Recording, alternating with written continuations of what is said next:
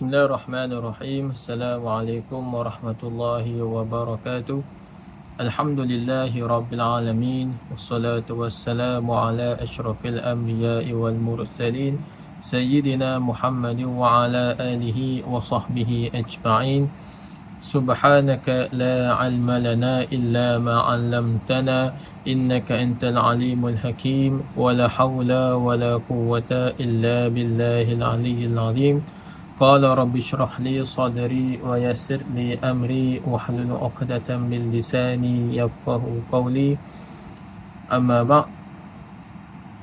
Segala puji bagi Allah Subhanahu wa taala atas kurniaannya, taufik dan hidayahnya, yang mana kita dapat bersama-sama beribadat dan juga kita dapat sama-sama mengacapi segala kelebihan di dalam bulan Ramadan ini. Dan Allah panjangkan usia kita, Allah berikan kita kesempatan masa, Allah berikan kita usia yang yang diberkati agar kita dapat masuk ke dalam bulan Ramadan ini untuk kita beribadat, untuk kita mengaut segala kelebihan yang terdapat di dalamnya. InsyaAllah pada petang ini, pada hari ini, kita akan mengupas satu tajuk yang saya ambil daripada kitab yang dikarang oleh Dr. Majdi Al-Hilali yang berjudul Madza Nuridu min Ramadan, ataupun terjemahannya, apakah yang kita dambakan di dalam bulan Ramadan ini. Hadirin hadirat, kutip ataupun kitab kecil ini boleh kita dapati di dalam website lah. Kalau kita search dalam bahasa Arab Madza Nuridu min Ramadan, akan keluar PDF dia. Sebanyak 27 halaman muka surat. Dan insyaAllah pada petang ini kita akan kupas apakah yang kita perlukan di bulan Ramadan ini. Mungkin kita telah 30 tahun kita berpuasa, mungkin kita telah 20 tahun kita berpuasa, ataupun mungkin telah 50 tahun kita berpuasa, tapi kita tak tahu apakah yang kita inginkan. Masa bulan puasa saja kita puasa, masa bulan Ramadan saja kita pun berpuasa, baca Quran, tapi tak tahu apakah hadaf yang utama yang Allah ataupun yang kita inginkan daripada bulan yang mulia ini. Maka Dr. Majdi Al-Hilali dekarang satu kitab yang kecil untuk membimbing kita dan untuk mengguide kita tentang apa yang kita dambakan di bulan yang mulia ini. Hadirin hadirat, kalau tengok dalam kitab kecil itu, muallif ataupun pengarang kitab memulakan perbahasan kitabnya tentang kehebatan umat Nabi Muhammad ataupun hala tuju kita sebagai manusia ini seolah-olah seperti satu jalan yang panjang. Kita nak menuju ke syurga Allah ni, kita kena lalui satu perjalanan yang sangat panjang. Maka dalam perjalanan yang panjang itu akan ada masa kita akan penat, akan ada masa kita akan lelah, akan ada masa kita akan down. Macam kita lah, nak balik kampung, balik Kedah contohnya, nak balik Kelantan contohnya, jauh 7-8 jam. Ada masa kita akan berhenti ke R&R untuk isi minyak, untuk kita beli sedikit makanan, untuk kita rehat, tidur sebentar. Macam itulah kita tak kala nak menuju kepada syurga Allah, ada masa kita perlukan rehat, ada masa kita kena isi, kena recharge balik iman kita. Maka Dr. Majdi Al-Hilali mengumpamakan dalam kehidupan ataupun dalam tempoh hayat seorang Muslim ini, ada stesen-stesen disebut sebagai mahattat al-imaniyah, stesen-stesen untuk kita recharge balik iman kita. Ada stesen yang disebut sebagai yaumiyah, ada stesen harian, setiap hari kita buat. Seperti apa? Seperti solat fardu 5 waktu. Waktu subuhnya, waktu zuhur, waktu asar, waktu maghrib, waktu isyaknya. Itulah stesen kita nak recharge iman kita. Dan ada stesen yang bersifat mingguan, seperti solat hari Jumaat. Ada stesen yang bersifat bulanan, seperti puasa ayyamul bid, puasa hari putih. Ada stesen bersifat tahunan, setahun sekali je, iaitulah merujuk kepada bulan Ramadan, yang mana Allah sediakan kepada kita untuk kita charge balik iman kita, untuk kita koreksi balik, muhasabah balik iman kita agar sentiasa on track, nak sentiasa berada di landasan yang benar untuk kita menuju kepada Allah Subhanahu wa taala. Kan hadirin hadirat yang dirahmati Allah. Kemudian muallif ataupun pengarang kitab mendatangkan satu subtopik ataupun satu tajuk berkenaan Ramadan Syahrul Maghfirah. Ramadan ini bulan pengampunan. Yang mana kita fahamlah acap kali ataupun kerap kali kita dibacakan satu hadis Nabi. Nabi sebut, man shama Ramadan imanan wa ihtisaban ghufira lahu ma taqaddama min dhanbi.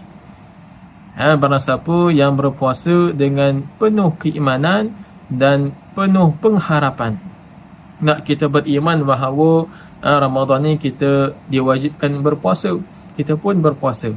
Wahtisaban, dan kita mengharap pengampunan, kita mengharapkan ganjaran di sebalik ibadat tersebut. Ganjarannya apa? Ghufira lahu ma taqaddama min dhanbi. Maka orang yang sedemikian akan diampunkan dosanya yang terdahulu. Ini hebat. Allah sediakan stesen Ramadan ni untuk kita nak hapuskan dosa-dosa kita yang terdahulu. Mungkin setahun yang berlalu kita banyak buat maksiat. Mungkin setahun yang berlalu kita banyak derhaka kepada Allah. Mungkin setahun yang lalu kita tak ngam dengan jiran kita, tak jaga hubungan baik dengan dengan saudara mara kita. Maka Allah sediakan satu platform untuk kita nak memperbetulkan iman kita. Untuk kita untuk Allah hapuskan dosa kita dengan syarat apa? Dengan syarat kita lakukan dengan penuh keimanan dan kita mengharapkan ganjaran itu. Maka nak harapkan ganjaran itu kena bersungguh-sungguh lah. Kena bersungguh-sungguh. Dan juga ada satu hadis Nabi sebut, ini dikuatkan juga oleh penulis. Mana hadis ini sangat masyhur. Tak kala Nabi naik ke atas mimbar, Nabi turun daripada mimbar selepas daripada khutbah, Nabi ucapkan amin sebanyak 3 kali. Hadis yang disebut, anna Nabi sa'ida al-minbara faqal. Tak kala Nabi turun daripada mimbar setelah selesai berkhutbah, Nabi berkata apa? Amin, amin, amin. Amin sebanyak 3 kali. Kila, lalu para sahabat rasa pelik. Ya Rasulullah, innaka sa'idta al-minbara faqulta amin, amin, amin. Kamu turun daripada mimbar dan kamu katakan amin, amin. Sahabat rasa pelik, apakah itu? Kenapa Nabi ucapkan amin sebanyak 3 kali? Lalu faqal, Nabi sebut, inna Jibril atani faqal. Malaikat Jibril telah datang kepada saya dan malaikat Jibril pun berkata kepada saya, man adraka syahra Ramadan falam yughfar lahu fadakhala an-nar fa'ab'adahu Allah. Malaikat Jibril berkata kepada Nabi kita, tak kala Nabi turun daripada mimbar, dia kata apa? Barang siapa yang mengecapi bulan Ramadan tapi tak diampunkan baginya, maka dia akan masuk ke dalam api neraka. Ni besarlah dia punya azabnya, dia punya ancamannya. Dengan makna kata, kalau dah dapat bulan puasa tapi tak bersungguh-sungguh, tapi tak ada penghayatan. Lalu Nabi sebut apa? Qul amin. Maka katakanlah wahai Muhammad amin. Faqultu amin. Maka saya yakni Nabi pun berkata amin kepada orang yang sedemikian. Elok-elok dapat bulan puasa tapi tak ada beza dengan luar daripada bulan puasa. Tak, perangai sama saja. Maka inilah yang penulis harapkan kepada kita agar kita bersungguh-sungguh.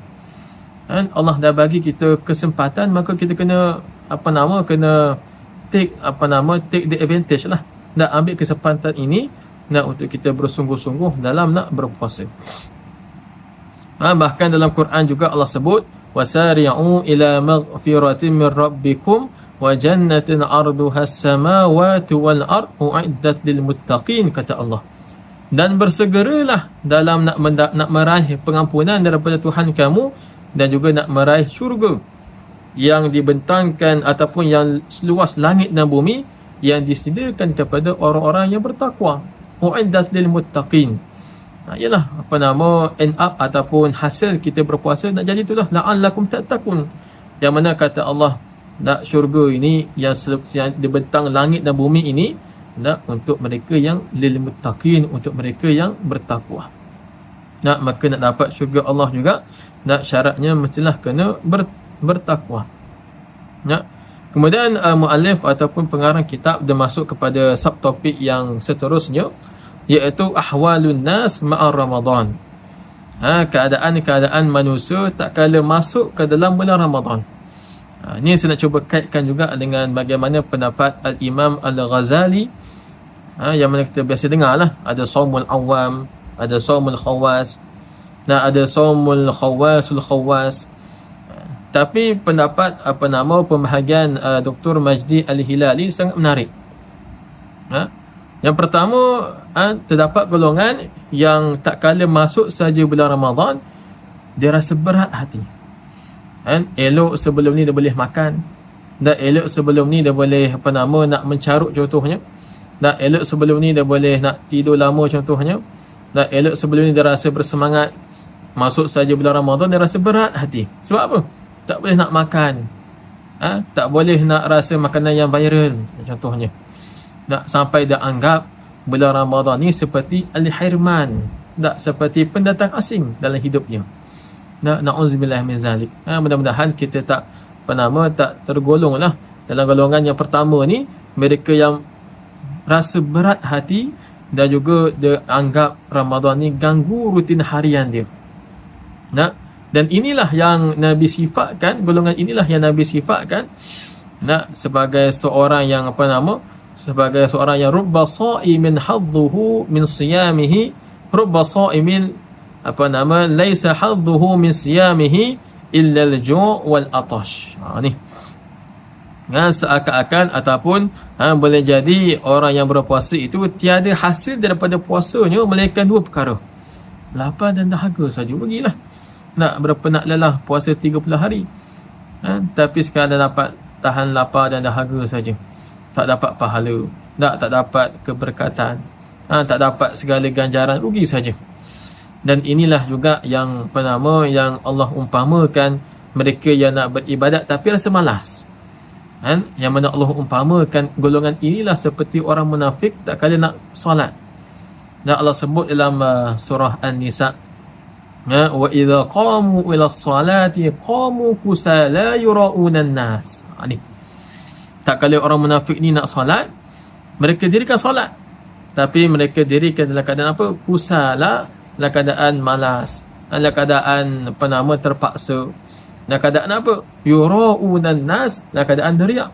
Tengok ni aku solat, tengok ni aku sedang berpuasa contohnya, tapi dalam hati, dalam jiwanya penuh dengan pemberontakan. Sebab apa? Tak rela ataupun tak ikhlas untuk melakukan ibadat itu.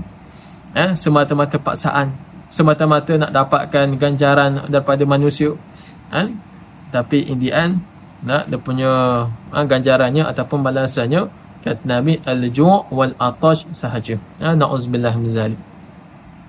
Golongan yang kedua yang disebut oleh Dr. Majdi Al-Hilali, iaitulah golongan yang dia nak dapatkan rekod yang terbaik. Dengar macam okey kan? Nak dengar macam best. Dia nak dapatkan rekod yang best lah dalam bulan puasa ni. Nak khatam banyak kali. Kalau boleh nak khatam sampai 2-3 kali. Kalau boleh nak qiyamul lail tu semua hari ataupun setiap hari nak qiyam. Nak qiyam pula bukan buat solat tahajud je. Tak buat sampai solat hajat, solat witirnya, solat tasbihnya, baguslah. Tak, memang bagus. Tapi orang macam ni dia sekadar nak kejar rekod sahaja. Bila akhirnya bulan Ramadan, dia akan kembali kepada perangai ataupun tabiatnya yang lama, yang sebelum bulan puasa tu. Na'udzubillah min zalik. Pada zahirnya nampak macam bagus, nampak macam okey. Tak, setiap malam nak qiyam ataupun nak kejar 30 hari solat tarawih penuh, bagus. Nak khatam banyak kali, bagus. Tak, tapi dalam dilakukan amalan itu tak disertakan dengan kesedaran jiwa dia. Sebab itulah kalau kita pergi ke Mesir ataupun negara Arab kan, biasa kalau ucapan mereka tak kala masuk bulan puasa, dan mereka akan sebut apa? Ramadan Karim. Ramadan tu mulia. Kita jawab apa? Allahu akram. Nah, Allah lah yang lebih mulia. Lah kita sedar bahawa Ramadan ni banyak kelebihannya, banyak manfaatnya, tapi kena sedar bahawa Allah tu lebih mulia. Nah, orang yang kedua ni hadirin-hadirat, boleh jadi dia beribadat, dia beramal semata-mata bulan Ramadan sahaja. Dia tak ada jiwa kepada Tuhannya. Na'udzubillah min zalik. Dan sebab itulah dalam Quran sendiri Allah mengherdik ataupun Allah menempelak mereka yang solat. Fawailul lil musallin. Maka laknatlah ataupun celakalah bagi mereka yang solat. Solat dah baik dah, tapi Allah laknat mereka ni. Sebab apa? Alladzina hum an salatihim sahun. Yang mana dalam keadaan mereka solat, dalam keadaan sahun, dalam keadaan tak ada jiwa. Ibadat hanya dalam bentuk fizikal sahaja, tapi tak ada rohani ataupun tak ada kesan pada hatinya. Na'udzubillah min zalik. Dia nak menjadikan Ramadan ni sebagai konten sahaja. Tu dia. Konten dalam dalam medsos dia sahaja. Dan beralih kepada golongan yang ketiga menurut Dr. Majdi Al-Hilali, iaitulah golongan yang pencari takwa, ataupun mereka ni menganggap bahawa Ramadan ini satu peluang yang sangat nadir dalam hidupnya, peluang yang sangat jarang-jarang berlaku. Ini masalah kita. Bila kita dah yakin kita akan jumpa Ramadan yang akan datang, hampir setiap tahun kita akan jumpa, kita pun rasa tu macam adat. Dan bila dah rasa adat tu, rasa tak ada jiwa lah. Tapi orang yang ketiga ni, dia anggap Ramadan ni satu peluang keemasan yang mungkin jarang-jarang sekali berlaku, ataupun dia anggap Ramadan ni bulan yang terakhir dalam hidupnya. Maka dia akan berusaha sehabis baik.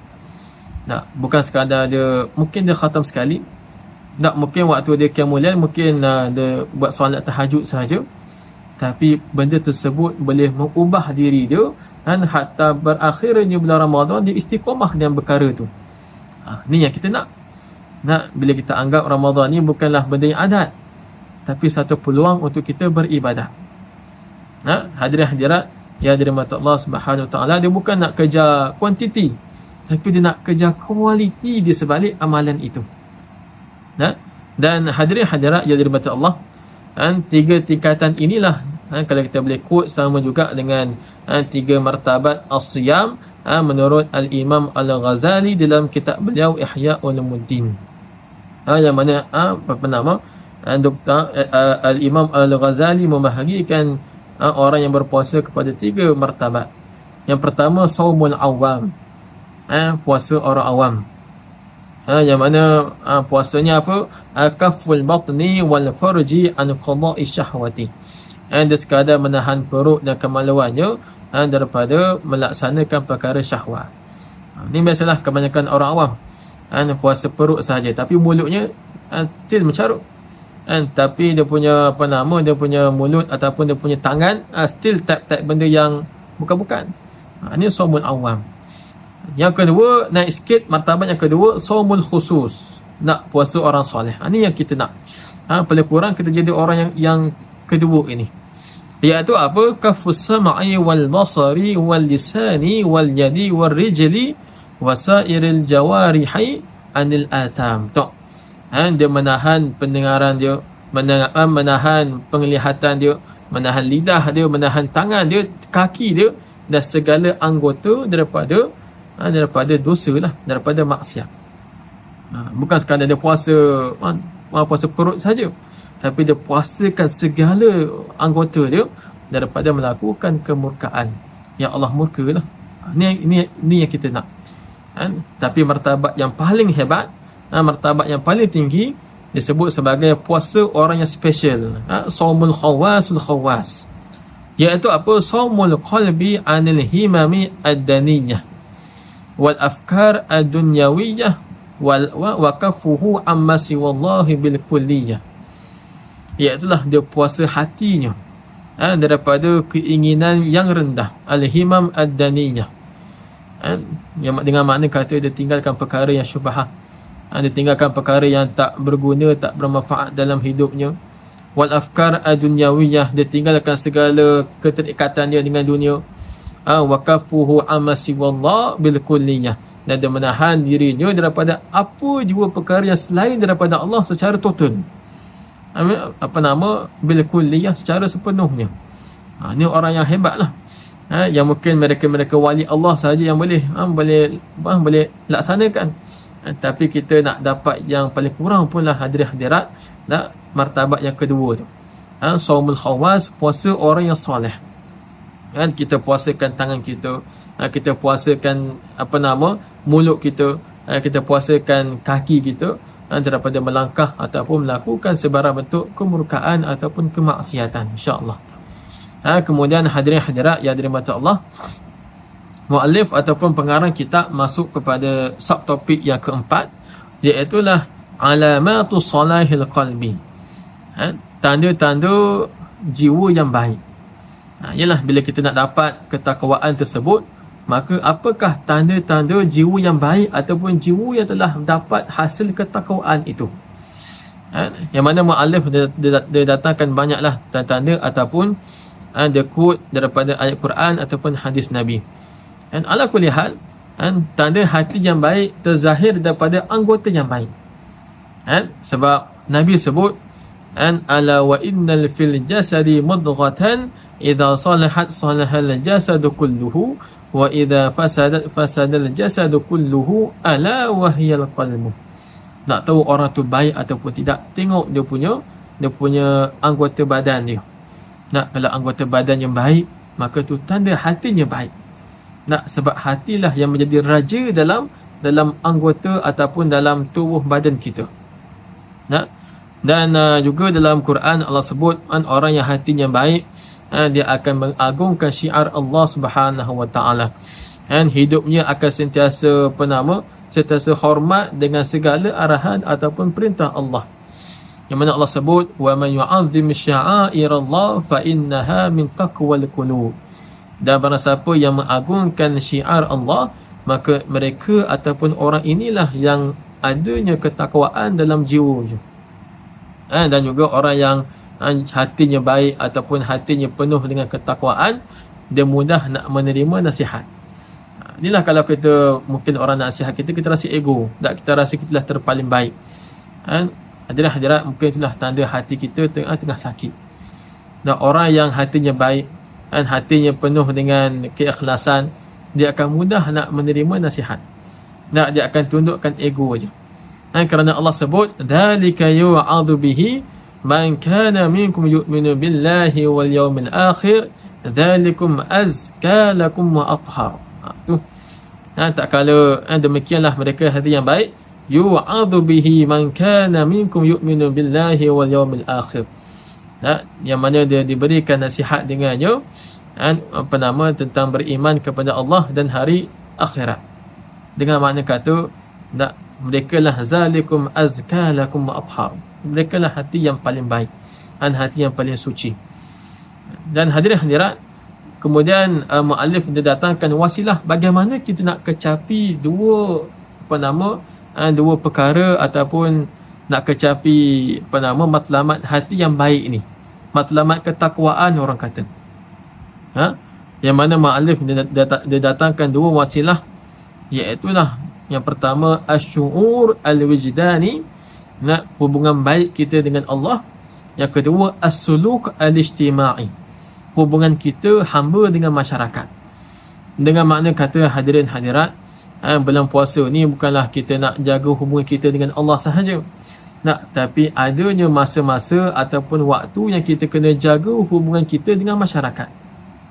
Setengah orang faham, nak dapat ketakwaan, bulan puasa kita kena uzlah, duduk kat surau sahaja, duduk kat masjid sahaja, nak pegang tasbih sahaja, pegang Quran sahaja.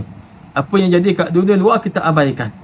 Apa yang jadi kepada umat Islam dekat luar kita abaikan. Ini satu kefahaman yang sangat salah. Satu kefahaman yang tak betul, yang mungkin agak timpang dari sudut nak raih ketakwaan itu. Sedangkan dalam Quran Allah sebut, wa man ahsanu dinan mimman aslama wajhahu lillahi wa huwa muhsin. Dan barang siapa yang lebih baik agamanya daripada mereka yang serahkan wajahnya untuk Allah, mereka yang serahkan dirinya kepada Allah, dengan mana adanya asyuur al-wijdani, adanya hubungan baik dia dengan Tuhan, dan dalam keadaan yang sama wa huwa muhsin, dalam keadaan yang sama dia berbuat baik dengan manusia, dia buat ihsan dengan masyarakat, dengan keluarganya, dengan jiran-jirannya, dengan makna kata nak dapat capai agama yang terbaik, nak tingkatan agama kita yang terbaik, tak mesti kena ada dua ni. An aslama wajahahu lillah, kita serahkan tujuan hidup kita kepada Allah. Dan yang kedua, dalam keadaan dia serah itu wa huwa muhsin, tak, dia mestilah melakukan ihsan sesama masyarakat. Sesama masyarakat tu yang jalan yang terbaik nak meraih ketakwaan. Tak, bukanlah kita duduk kat surau saja, tak, bukanlah kita fokus ibadat diri kita sahaja, nak abaikan isteri kita, abaikan anak kita, tak, abaikan mak ayah kita. Ni satu bentuk kefahaman yang salah. Nah, kalau lah dia sekadar fokus tu sahaja, nah, maka rugi juga. Sebab apa? Dia mengabaikan ataupun dia membiarkan umat Islam, atau membiarkan umat Islam dalam keadaan mungkin hanyut dengan kemaksiatan. Yang penting dia baik. Ini satu benda yang salah. Sebab dalam Islam adanya aspek amar ma'ruf dan juga nahi munkar. Kita ajak orang kepada kepada ma'ruf, dan juga kita tegah masyarakat ataupun orang daripada kemungkaran. Hadirin-hadirat yang dirahmati Allah Subhanahu wa taala. Dan bagaimana kalau seseorang itu dia hebat dalam aktivis kebajikan, tak, sangat hebat, sangat terkehadapan dalam kerja kebajikan, tapi dalam masa yang sama dia tak ada jiwa, tak, dia buat kerja kebajikan dan dia mengabaikan fardi dia, mengabaikan aspek ibadat fardi dia, tak, maka still tak guna juga. Tak, dia dengan manusia hebat, tapi dia dengan Allah culas. Orang macam ni lah yang Nabi umpamakan seperti lilin. Nah, yang mana lilin ni kita faham lah, dia menyinari orang lain, dia menerangi orang lain, orang di sekitar dia.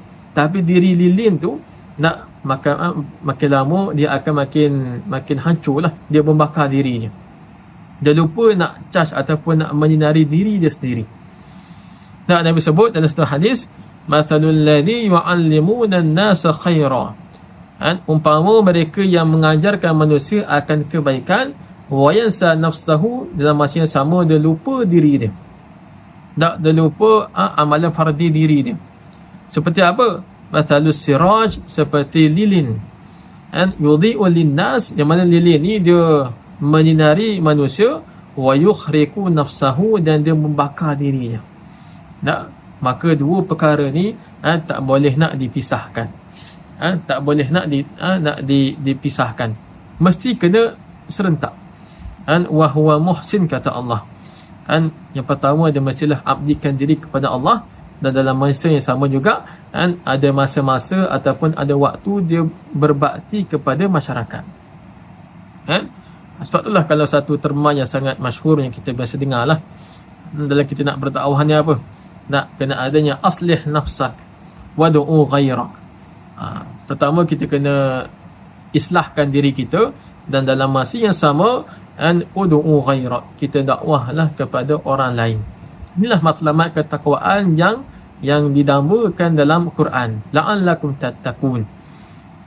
Kemudian hadirin hadirat yang dirahmati Allah, pengarang kitab kita ni membahagikan dua bahagian dalam kitabnya. Yang pertama, ma'allah, bagaimana kita nak jaga hubungan kita dengan Allah lebih-lebih lagi di dalam bulan puasa ini. Dan bahagian yang kedua, mu'allif datangkan pembahagian ma'an nas, bagaimana kita nak jaga hubungan kita dengan manusia. Yang pertama, ma'allah, mu'allif datangkan lebih kurang 10 wasilah, 10 medium bagaimana kita nak jaga hubungan kita dengan Allah Subhanahu Wa Taala, khususnya di bulan puasa ini. Tapi kita akan bahaskan lebih kurang 3 ke 4 sahajalah wasilah yang kita boleh laksanakan. Dan tak sedar juga kita telah laksanakan, tapi ini sebagai tazkirah sajalah, sebagai peringatan untuk kita sama-sama muhasabah balik diri. Wasilah yang pertama disebut oleh muallif, iaitulah dengan as-siyam, dengan berpuasa. Ialah bulan Ramadan ni signifikan dengan ibadat berpuasa. Kutiba alaikumus siyam, Dalam dalam Quran Allah sebut diwajibkan ke atas kamu berpuasa, seperti mana umat-umat yang terdahulu. Kenapa kena berpuasa? Sebab berpuasa inilah satu mekanisme yang sangat terbaik untuk nak menundukkan nafsu kita. Inilah sebab nafsu ni digelar sebagai al-aiq al-akbar, satu rintangan ataupun satu halangan yang sangat besar untuk kita nak buat amal ibadat. Maka nak tundukkan nafsu ni, jalan yang terbaik ialah dengan kita tak makan, dengan kita berpuasa lah, dengan kita berpuasa dengan penuh penghayatan, bukan dengan puasa olok-olok. Kalau puasa olok-olok, kita tahan makan, tahan minum, tapi mulut tu tak jaga. Maka jalan berpuasa ataupun siam antara jalan mekanisme yang terbaik nak menundukkan nafsu kita. Yang mana nafsu ni kita faham lah, antara pendorong ataupun menjadi satu medium nak menghasut kita buat perkara yang buruk. Dalam satu ayat Allah sebut, wa ma ubarri'u nafsi inna nafsa la'ammaratu bisu illa ma rahima rabbi. Dan tidaklah dibebaskan akan nafsuku, dan sesungguhnya nafsu itu la'ammaratun bisu, pengajak ataupun penyeru kepada keburukan. Illa ma rahima rabbi, melainkan nafsu yang telah dikasihi ataupun dimuliakan oleh Tuhan aku. Dengan makna kata nafsu ni boleh ditundukkan. Sebab Allah sifatkan illa ma rahima rabbi, melainkan nafsu yang telah dikasihi oleh Tuhan aku. Dengan makna nafsu ni bukanlah selama-lamanya buruk. Ada masa nafsu ni perlu ditundukkan sehinggalah kita mampu kawal nafsu itu. Cara nak kawal nafsu itulah dengan kita tahan makan, tahan minum, tahan segala anggota tubuh badan kita daripada perkara yang dapat kurangkan ataupun membatalkan puasa kita. Yang mana dalam satu ayat Allah sebut ganjaran mereka yang menundukkan nafsu. A'udzubillahi minasyaitonirrajim. Wa amma man khafa maqama rabbih wa nahan nafsa 'anil hawa fa innal jannata hiyal ma'wa.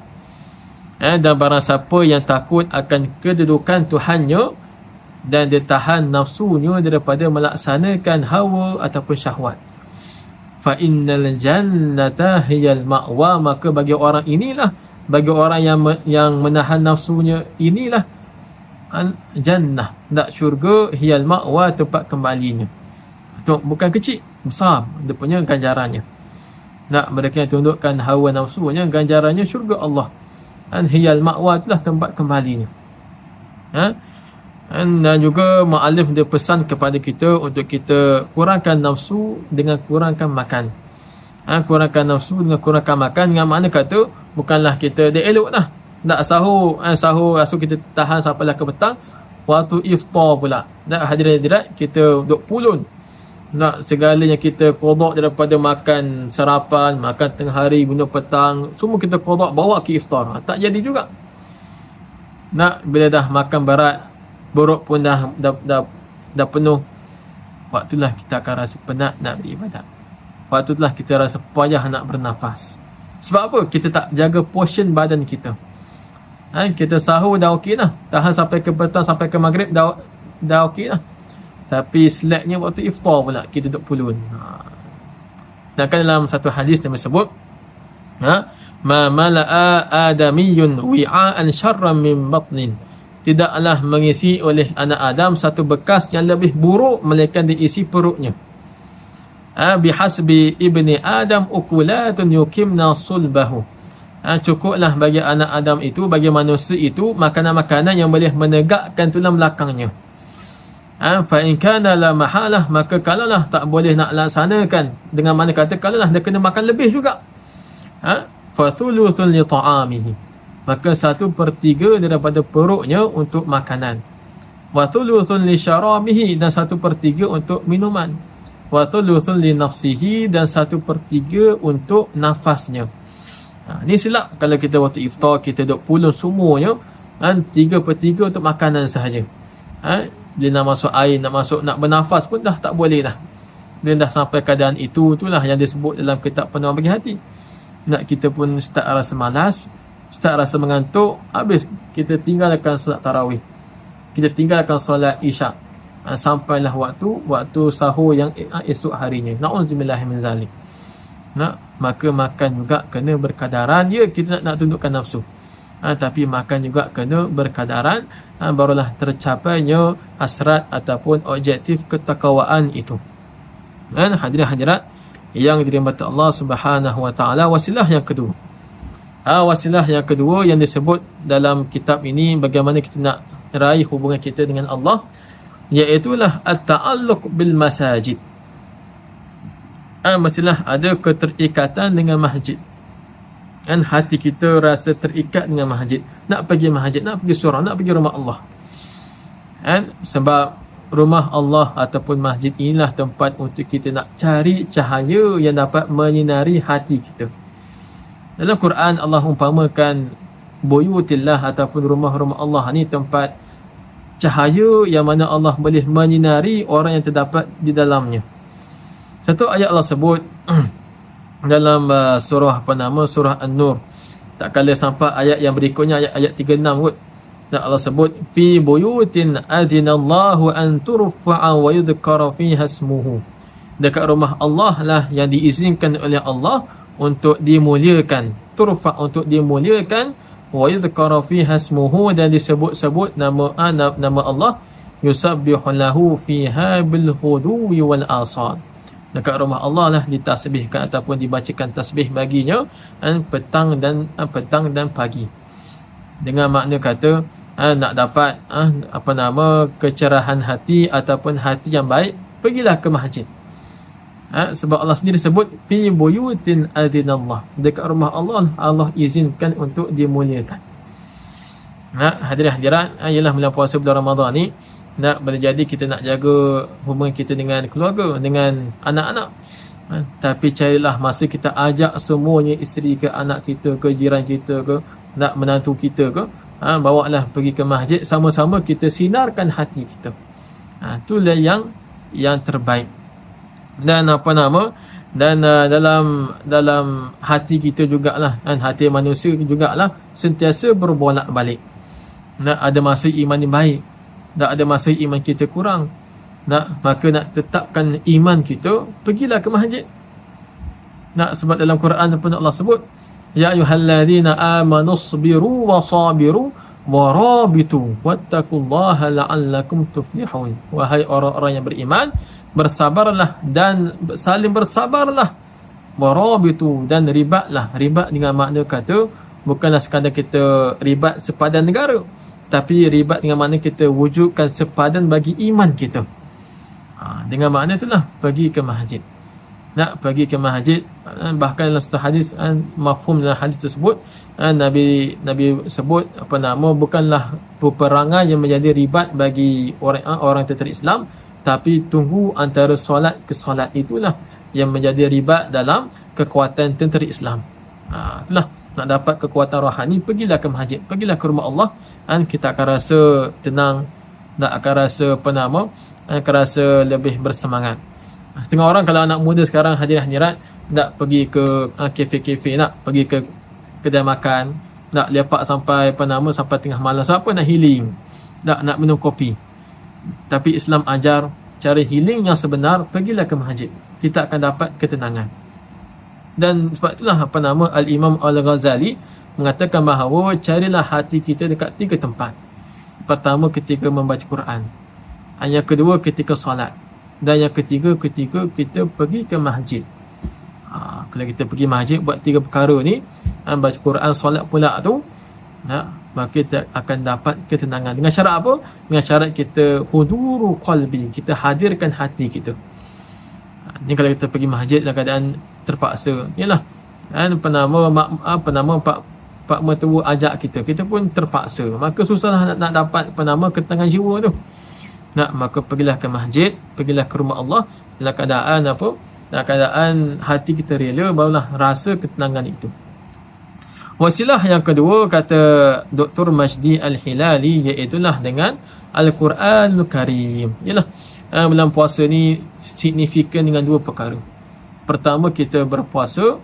Yang kedua, dengan kita membaca Quran. Sebab bulan Ramadan lah bulan diturunkan Quran. Syahrul Ramadan unzila fihi al-Qur'anu hudan lin-nasi wa bayyinatin minal huda wal furqan. Bulan Ramadan lah bulan di mana diturunkan padanya Quran yang menjadi hidayah dan menjadi furqan bagi segala setiap manusia. Dan Quran ini jugalah menjadi penawar dalam hati kita. Nak jadi hati yang baik, nak capai hati yang penuh dengan ketakwaan, nak bacalah Quran. Sebab Quran ini menjadi penawar bagi hati kita, penawar bagi iman kita. Dalam Quran Allah sebut, kitabun anzalnahu ilaika mubarakun liyadabbaru ayatihi waliyada'ah penama ya ayuhan nas qad ja'atkum mau'izatun min rabbikum wa shifaa'un lima fis sudur wa hudan wa rahmatan lil mu'minin. Wahai sekalian manusia, telah datang kepada kamu nasihat, mau'izatun, daripada Tuhan kamu, dan juga penawar bagi hati kamu, dan hidayah dan juga rahmat bagi sekalian mereka yang beriman. Maka Allah turunkan Quran sebagai hidayah, sebagai syifa, sebagai penawar bagi hati kita. Maka Quran ni bukanlah sekadar kita nak khatam, tapi function ataupun tujuannya kita baca Quran untuk nak tadabbur, untuk kita nak dapatkan makna di sebalik ayat itu. Barulah tercapai objektif syifa dan juga rahmat bagi orang yang beriman. Nanti kalau setengah kita baca sekadar nak khatam sahaja bagus, tapi terbaik kita cuba dapatkan makna ataupun tadabbur di sebalik ayat-ayat tersebut. Sebab itulah kata Al-Imam Al-Ghazali, bacaan Al-Quran mestilah melibatkan 3 anggota. Yang pertama lidah kita, yang kedua akal kita, yang ketiga hati kita. Lidah kita digunakan untuk membaca dengan tartil, penuh dengan tajwid. Yang kedua, akal kita sedang kita baca tu, akal kita kena faham makna. Yang ketiga, dalam kita membaca Quran tu, kena hadirnya hati kita untuk kita mengambil pengajaran dalam setiap ayat.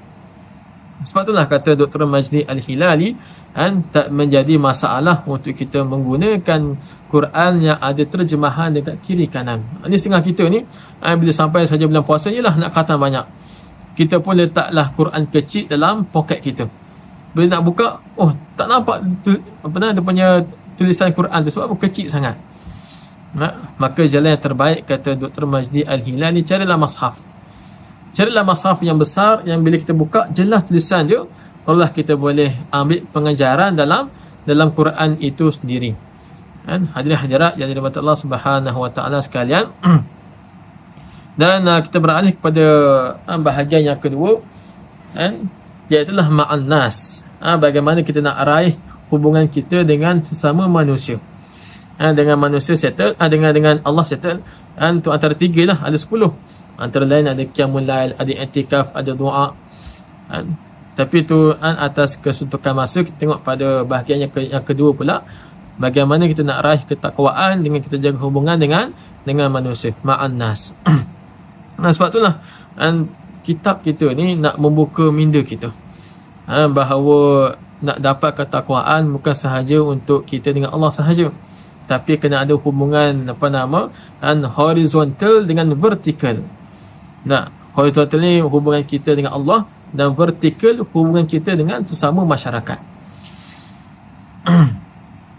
Keimanan takkan sempurna jika tak membuahkan manfaat kepada orang lain. Sebab itulah kata Nabi sallallahu alaihi wasallam, manusia yang paling dicintai oleh Allah, ahabbun nas ilallahi anfa'uhum linnas. Manusia yang paling disukai oleh Allah, mereka yang paling banyak manfaatnya untuk manusia. Wa ahabbul a'mal ilallah sururun tudkhiluhu ala muslim. Dan amalan yang paling disukai oleh Allah ialah kegembiraan yang dimasukkan ke dalam hati mereka yang Muslim.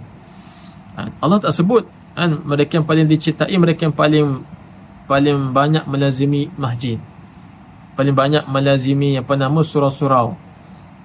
Tapi Allah sebut manusia yang Nabi sebut manusia yang paling disukai oleh Allah ialah mereka yang paling banyak manfaatnya untuk manusia.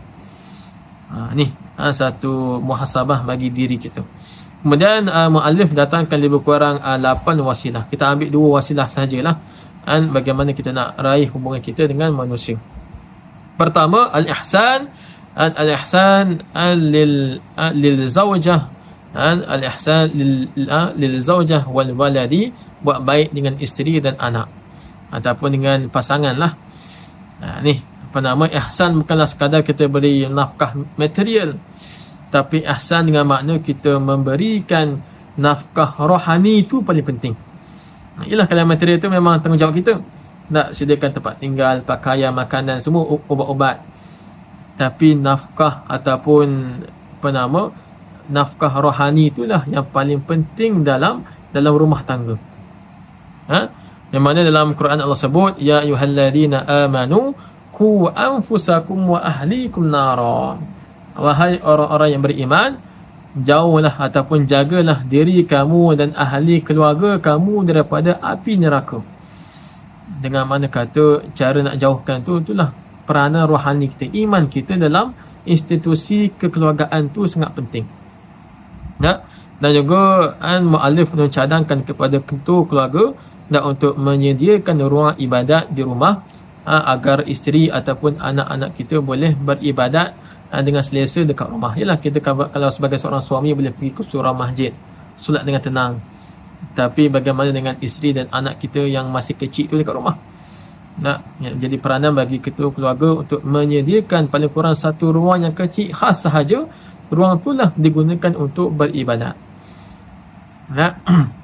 Dan juga muallif mengumpamakan strategi keluarga yang sakinah ini sebagai keluarga urwatul wuthqa, satu ikatan yang ampuh.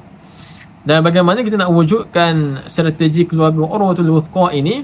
Iaitulah dengan mewujudkan ruang ibadat di rumah, dan juga kena dirikan program-program ilmu secara berjemaah. Bacaan Quran, bacaan kitab-kitab ilmiah, bacaan hadis, supaya dengan bacaan-bacaan tersebut ahli keluarga dapat mengambil manfaat ataupun istifadah. Dalam hadis Nabi sebut, mastama'a qaumun fi baitin min buyutillah yatlu kitaballahi wa yatadarasunahu bainahum illa nazalat alaihimus sakinah. Tidak kumpullah satu kaum dekat satu rumah daripada rumah-rumah Allah, yang mana mereka ni membaca kitab Allah, mentadarus ataupun mempelajari ilmu-ilmu, melainkan akan turun kepada mereka ni as-sakinah, ketenangan. Ini kita nak dapat ketenangan dalam rumah tangga, hidupkan dengan bi'ah solehah. Solat berjamaah, kita tadarus bersama-sama, barulah dapat ketenangan dalam rumah tangga tu. Kan isu semasa sekarang banyaklah, mereka yang keluarga ni dekat mata kita, tapi jauh dari sudut hati kita. Setiap hari jumpa mak ayah kita, adik-beradik kita, tapi jauh dari sudut hati. Dekat di mata, tapi jauh dari sudut hati kita. Ni kita kena koreksi balik. Dan wasilah yang kedua, bulan Ramadan ini, hendaklah kita menjadi seorang al-jud wal karam, seorang yang dermawan, orang yang pemurah, dan seorang yang mulia.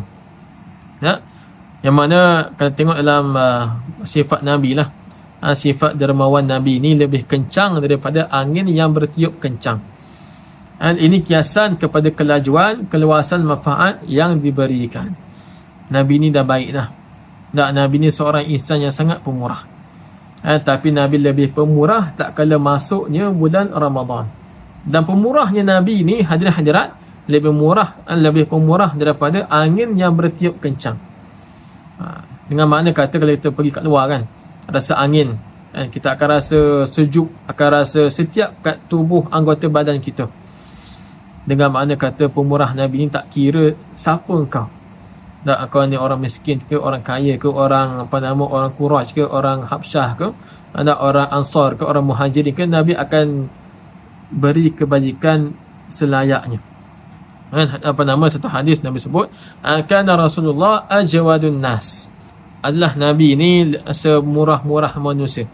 Wa kana ajwadu ma yakunu fi Ramadan, dan Nabi ni lebih pemurah tak kala masuk saja bulan Ramadan. Hina yalqahu Jibril, tak kala dia berjumpa oleh malaikat Jibril. Fa Rasulullah ajwadu bil khair min rihil mursalah, dan Rasulullah inilah lebih pemurah dalam urusan kebaikan daripada angin yang bertiup kencang. So inilah yang kita nak jadi ni. Nak kita banyakkan bersedekah. Tak kiralah masjid tu masjid yang dah besar ke, masjid yang dah gagah ke, tapi kita kena infak sebab adanya nak ganjaran di sebalik infak itu. Orang kata kalau nak kaya kena menyimpan. Orang kata kalau nak kaya kena menabung. Tapi falsafah Islam, nak kaya ataupun nak menjadi orang yang jutaan, kena memberi. Sebab Allah sebut wa ma anfaqtum min syai'in fahuwa yukhlifu. Dan tidaklah sesuatu pun yang kamu infakkan melainkan Allah akan gantikan sesuatu yang lebih bermakna daripada itu. Mungkin kita infak RM1 je, mungkin kita infak RM5 je, tapi ganjaran imbal balik di sebalik tu mungkin kita dimudahkan urusan. Mungkin kita akan diberikan kesihatan, mungkin kita akan diberikan jodoh contohnya, rezeki yang melimpah ruah contohnya. Maka dengan memberi Allah akan jamin rezeki kita.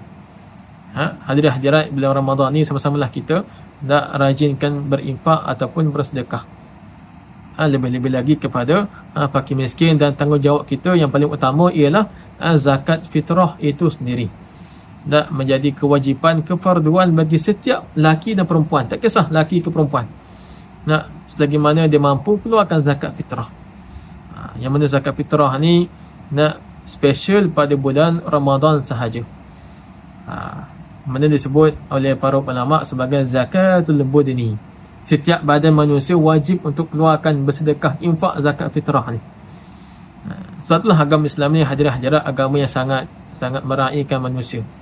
Bukanlah agama yang spiritual sahaja, tapi agama Islam nak ajar kepada kita sebagai penganutnya untuk menjaga komuniti manusia, masyarakat itu sendiri. Hadirin-hadirat yang dirahmati Allah Subhanahu Wa Taala sekalian, banyak lagi lah wasilah dalam ma'an nas ni, antaranya it'amut ta'am, memberi makanan, dan al-islah bainan nas, mendamaikan manusia. Maka sebagai kesimpulan, hadirin-hadirat yang dirahmati Allah Subhanahu Wa Taala sekalian, nak meraih ketakwaan di bulan Ramadan ini perlukan kepada dua aspek. Pertama, kita dengan Allah tu paling utama, dan dalam kita dengan Allah tu jangan kita lupakan waktu ataupun masa kita sesama dengan manusia, sumbangan kita dengan manusia. Tak kisahlah sumbangan kat surau ke, sumbangan dekat persatuan ke, sumbangan dekat jemaah ke, itu semua menjadi nilai untuk kita nak meraih ketakwaan Allah itu sendiri. Hadirin-hadirat yang dirahmati Allah, itulah yang kita dambakan, itulah yang kita inginkan di bulan Ramadan ini. Mudah-mudahan dengan pencerahan kecil ini dapatlah sama-sama kita koreksi iman kita, muhasabah diri, dan dapatlah sama-sama kita menjalani ibadah bulan Ramadan dengan sehabis baik. Dan yang baik itu datang daripada Allah Subhanahu Wa Taala, yang buruk itu datang daripada diri saya sendiri. Hakikatnya semuanya datang daripada Allah Subhanahu Wa Taala. Aqulu qawli hadza wa astaghfirullahal azim li wa lakum. Assalamu alaikum warahmatullahi wabarakatuh.